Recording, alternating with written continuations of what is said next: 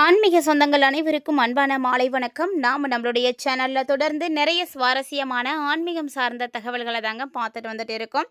அந்த வரிசையில் இந்த பதிவில் என்ன பார்க்க போகிறீங்க அப்படின்னா, வரக்கூடிய மார்ச் 26 அன்னைக்கு நிகழக்கூடிய அற்புதமான கிரகத்தினுடைய மாற்றமானது தனுசு ராசி நேயர்களை உங்களுடைய வாழ்க்கையிலையும் மிகப்பெரிய மாற்றங்களை கொண்டு வரப்போகுது அப்படின்னே சொல்லணும்.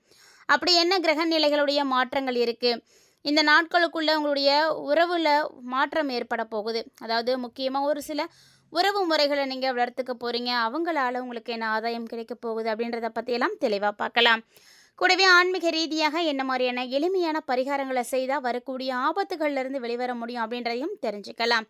வீடியோக்குள்ளே போகிறதுக்கு முன்னாடி நீங்கள் நம்ம சேனலை சப்ஸ்கிரைப் பண்ணாமல் இருக்கீங்க அப்படின்னா மறக்காமல் சேனலை சப்ஸ்கிரைப் பண்ணிக்கோங்க. கூடவே பக்கத்தில் இருக்கிற பெல் சிம்பிளையும் கிளிக் பண்ணிக்கோங்க.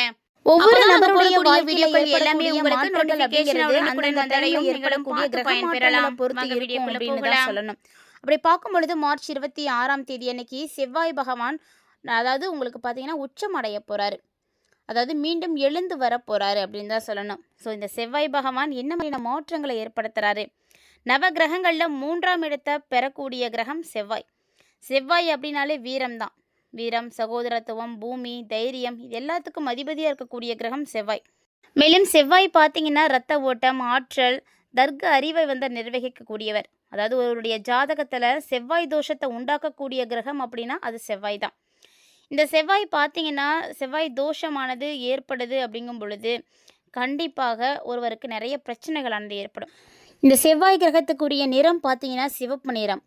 அக்னி அம்சம் கொண்டவர் இவர், அதாவது இவருடைய வாகனமே ஆடு தான். செவ்வாய் தோஷம் அப்படின்றது யாருக்கு ஏற்படும் அப்படின்னு பார்த்தீங்கன்னா, ஜாதகத்தில் செவ்வாய் யாருக்கெல்லாம் 1, 2, 4, 7, 8, 12 ஆகிய இடங்களில் இருக்கோ அவங்களுக்கெல்லாம் செவ்வாய் தோஷம் இருக்காதான் அர்த்தம்.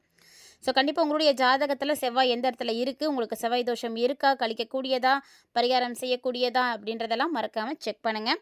இப்படி ஒரு வேளை உங்களுக்கு செவ்வாய் தோஷம் இருக்குது அப்படின்னா அது கண்டிப்பாக உங்களுடைய திருமண வாழ்க்கையில் தடைகளை ஏற்படுத்தும், இல்லைனா திருமண வாழ்க்கையில் கருத்து வேறுபாடுகளை ஏற்படுத்தி கொடுக்கும். செவ்வாய்க்கிழமைகளில் இவரை வழிபாடு செய்கிறது ரொம்ப சிறப்பானதாக இருக்கும். ஸோ செவ்வாய் தோஷம், திருமண தடைகள், கடன் பிரச்சனைகள் இதெல்லாம் நிவர்த்தி ஆகணும் அப்படின்னா செவ்வாய் பகவானை செவ்வாய்க்கிழமைகளில் நீங்கள் வழிபாடுகள் செய்யுங்க, ரொம்ப நல்ல மாற்றம் கிடைக்கும்.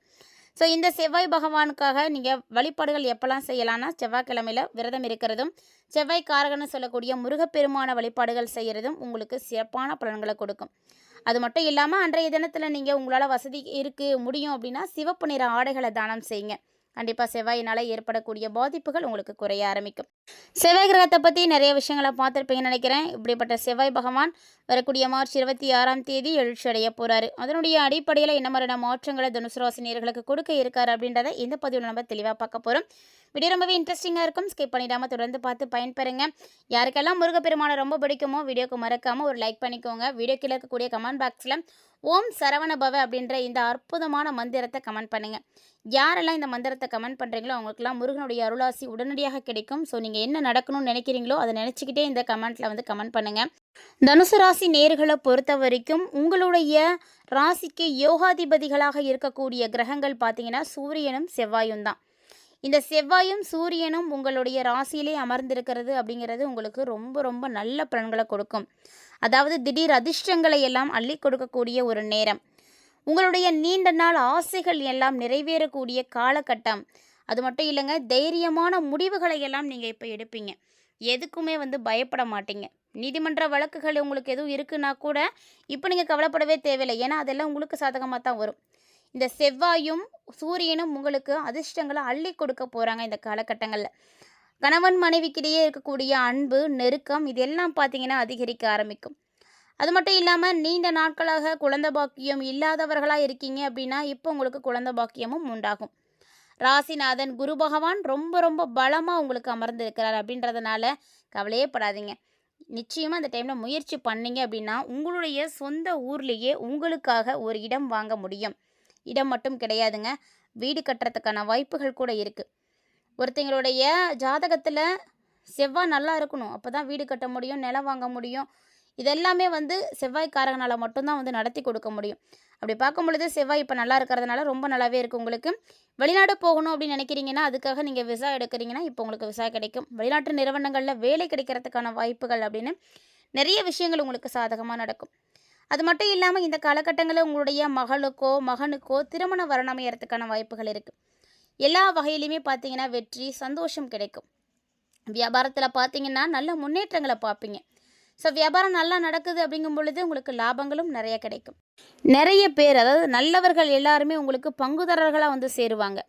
உங்களை புரிஞ்சிக்கக்கூடியவங்க எல்லாருமே வந்து உங்களுக்கு வேலையாட்களாக கிடைப்பாங்க. ஸோ அப்படி யாருக்காவது வந்து அமைஞ்சிருக்கு அப்படின்னா அவங்களாம் பாக்கியம் செய்தவர்கள் தான். ஏன்னா நல்ல வேலையாட்கள், நல்ல வேலை செய்யக்கூடியவங்க, நம்மளை புரிஞ்சிக்கக்கூடியவங்க, இவங்கெல்லாம் வந்து கிடைக்கிறதே வந்து ஒரு வரந்தாங்க. அப்படி உங்களுக்கு எல்லாமே கிடைக்கும். உத்தியோகத்தில் வர வேண்டிய பதவி உயர்வு, உங்களுக்கு சம்பள உயர்வு, இந்த மாதிரி எல்லா விஷயங்களுமே இப்போ உங்களுக்கு அடுத்தடுத்து வந்து சேர்ந்துக்கிட்டே தான் இருக்கும். ஸோ இது வரைக்கும் கிடைக்காமல் போயிருக்கலாம். ஆனால் அதை நினச்செல்லாம் நீங்கள் கவலையே படாதீங்க. இப்போ உங்களுக்கு எல்லாம் நல்லாயிருக்கு. உறவினர்கள், நண்பர்கள் அப்படின்னு எல்லாருடைய வீட்டு விசேஷங்கள்லையும் நீங்கள் கலந்துக்கிறதுக்கான மகிழ்ச்சிகளானது கிடைக்கும். ஸோ நிறைய வாய்ப்புகள் கிடைக்கும். நம்ம மகிழ்ச்சியாக இருக்கிறதுக்கு இது மாதிரியான வாய்ப்புகள் தான் வந்து காரணமாக இருக்கும். விலையுயர்ந்த தங்க நகைகளை வாங்கி மகிழ்ச்சி அடைய முடியும். அது மட்டும் இல்லைங்க, பிள்ளைங்களால் உங்களுக்கு வெற்றி, மகிழ்ச்சி எல்லாம் கிடைக்கும். இது மட்டும் இல்லாமல் ஆரோக்கியம், அழகு, இது எல்லாமே உங்களுக்கு இந்த காலகட்டங்களில் அதிகமாகிக்கிட்டே தான் போகும். குறிப்பாக பார்த்தீங்கன்னா மிகப்பெரிய அளவில் மாற்றங்கள் நடக்கிறதுக்கு இந்த காலகட்டங்களில் நீங்கள் எளிமையான ஒரு வழிபாடு, ரொம்ப சிறப்பாக செய்யக்கூடிய ஒரு பரிகாரமும் இருக்குது. இதை ரெண்டை மட்டும் சேர்ந்துட்டீங்க அப்படின்னாவே போதும். இந்த காலகட்டங்களில் இன்னுமே உங்களுக்கு எளிமையாக்கி கொடுக்கும். என்னதான் உங்களுக்கு பிரச்சனைகள் அப்படின்றது இருந்தாலுமே கூட அந்த பிரச்சனைகள் உங்களுக்கு பெருசாகாமல் இருக்கிறதுக்கு தான் இந்த எளிமையான பரிகாரங்கள், வழிபாடுகள் செய்கிறது. அதாவது இந்த காலகட்டங்களில் பார்த்தீங்கன்னா உங்களுடைய தொழில் வளர்ச்சி ரொம்ப நல்லா இருக்கும். நிதி உயர்வும் நல்லா இருக்குது. அது மட்டும் இல்லாமல் சுபகாரியங்களும் வந்து ரொம்பவே நல்லா இருக்கும். இப்படி அடுத்தடுத்து உங்களுக்கு நிறைய நல்ல விஷயங்களானது நடக்க போகுது அப்படின்னு தான் சொல்லணும். தனுசு ராசி நேயர்களை பொறுத்த வரைக்கும் நீங்கள் இழந்ததை எல்லாமே இனி வந்து அடைய போகிறீங்க. ஆனாலுமே சனி பகவான் மட்டும் பார்த்தீங்கன்னா உங்களுக்கு அர்த்தாஷ்டம சனியாக தன்னுடைய பயணத்தை ஆரம்பிச்சிருக்காரு. அப்படிங்கும் பொழுது சின்ன சின்ன விஷயங்களில் உங்களுக்கு தடைகளை கொடுத்தாலுமே கூட கண்டிப்பாக அது உங்களுக்கு மிகப்பெரிய அளவில் பிரச்சனைகளாக மாறாது. ஏதோ ஒரு வகையில் உங்களுக்கு அது நல்ல ஒரு பலன்களை தான் கொடுக்கும். ஸோ அந்த மாதிரி தான் இப்போ உங்களுக்கு நிறைய விஷயங்களும் வந்து நடக்க போகுது. செவ்வாய் பகவான் மார்ச் 26 அன்னைக்கு மீண்டும் எழுந்து வராரு.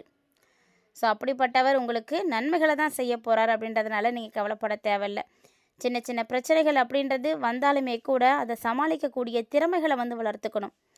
எதையும் பார்த்து பயந்து உக்காந்துடக்கூடாது. அது வந்து கண்டிப்பாக நம்மளுடைய வாழ்க்கைக்கு நல்லது கிடையாது.